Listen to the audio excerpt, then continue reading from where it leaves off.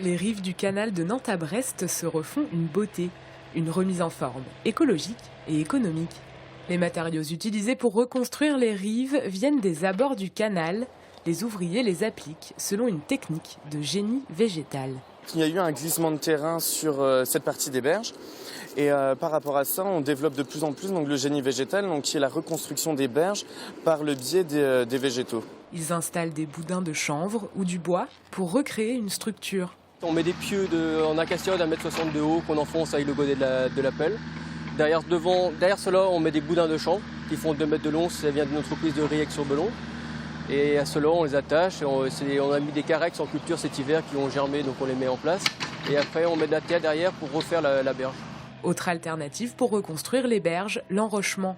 En cas de gros dégâts, il est obligatoire. Quand les parcelles à réaménager ne font que quelques mètres, comme ici, remettre des végétaux coûte moins cher et est plus respectueux de l'environnement.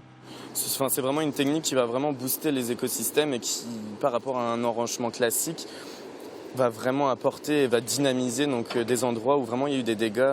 C'est une technique qui se développe de plus en plus sur la rénovation des berges dans les différents cours d'eau, que ce soit en France, même sur le territoire européen, en Allemagne, ça se développe beaucoup. Des parcelles le long de la rive ont déjà été reconstruites au mois de septembre du côté de Carhaix et elles ont résisté à l'hiver et à la montée des eaux. Prochaine étape, plusieurs mètres de rive à réaménager. Entre 300 et 400 mètres de berges où vraiment il y a des gros dégâts qui pourront être réaménagés en génie végétal. Pour finir, des pousses de saule viennent rejoindre le parterre. Leurs racines stabilisent la structure et permettent de résister à la montée des eaux. Dans quelques semaines, sur le bord du canal, à Châteaulin, on ne saura même plus distinguer où la rive a été reconstruite.